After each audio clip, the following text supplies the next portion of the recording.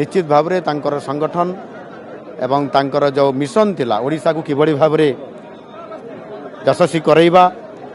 ओडिशार लोकन को यथाचित सेवा पहुँचैबा ये समस्त कथा को देखा जदि ताहले तांकर समय रे अनेक केन्द्र रे नेतृत्व नेला बेले अनेक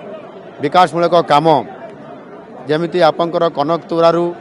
डुबरी देकी आपंकर चंडीखोल पर्यंत रास्ता को जातीय राजपथ रे घोषणा करिबा एवं सुंदरगढ़ जिलार आपन रजामुंडा ठारू केन्दुझर दे पानी कोइली पर्यंत ये जातीय राजपथ सहित एभली भाव में अनेक बहुत बड़ बड़ से निष्पत्ति नहीं पारुथिले तांकर निजर नेतृत्व बल रे एनु निश्चित भाव में से तांकर जस एवं जो सेवा जो विकास काम आज ओडिशा पई एवं देश पई भी से जहाँ देइचंती आज निश्चित भाव में ताहा आज